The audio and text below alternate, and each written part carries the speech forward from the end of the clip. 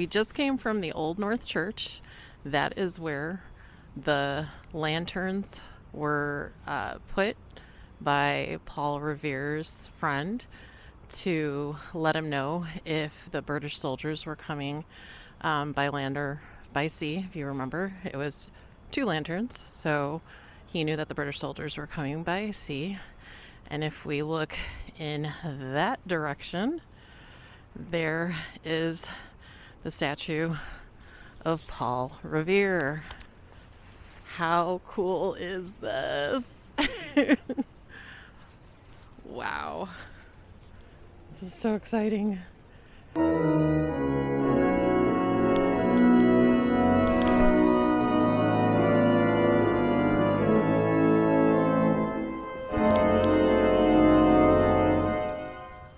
Guys, this is the Paul Revere Mall, established 1933 from the income of the George Robert White Fund, bequeathed to the city of Boston for creating works of public utility and beauty, dedicated to the enjoyment of the community and to the memory of those men and women of the North End who helped to make Boston the pride of later generations.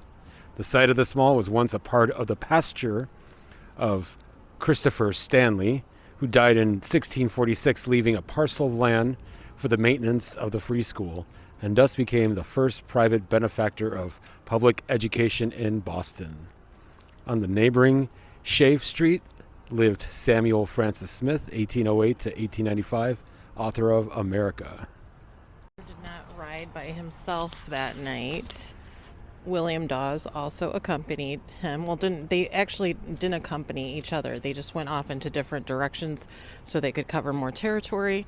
And also, if one of them was caught, if it was only one rider and they were caught, then mission would have been destroyed. Paul Revere actually did not make it to his final destination. He was stopped by the British soldiers, but Dawes and Prescott were able to complete the mission. I don't know where Prescott is. Oh, there's Cotton Mather. There's a band named after them. And we're going to probably see more of him when we get to Salem. But I think he was the one who talked about a city on a hill. About the city on a hill. Reagan loved to use that. At that window upstairs, I've thought a bit of the shining city upon a hill. The phrase comes from John Winthrop, who wrote it to describe the America he imagined. What he imagined was important because he was an early pilgrim, an early freedom man. He journeyed here on what today we'd call a little wooden boat. And like the other pilgrims, he was looking for a home Salem. That would... But he wanted the Puritan community, when they were setting it up here, to be like a city on a hill where everybody basically looks up to the Puritans as this is the example that we should be setting. Did not know that. But yeah, here were some of the Sons of Liberty.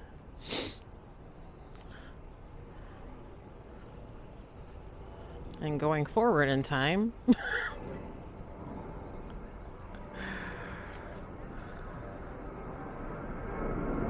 I find it interesting that it says up here, no skateboarding or roller skating. Who the heck can skateboard or roller skate on this? Put on no high heels. Yeah, it should also say up there, no high heels. Very uneven streets.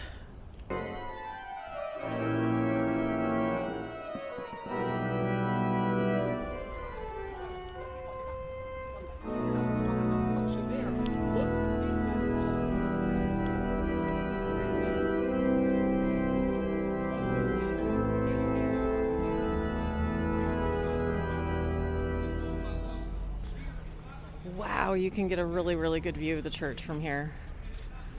Yeah, look at that. Zoom in.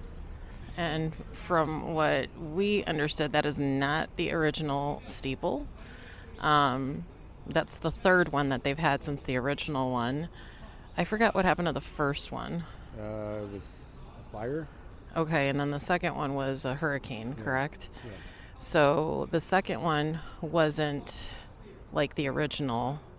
The third one, which you see now, they replicated almost exactly like the original, only the steeple is it's a bit taller. That little window up there in the church steeple is where the lanterns would have been placed to alert Paul Revere that the British soldiers were coming by sea. I definitely need to get a selfie here. Yeah, yeah.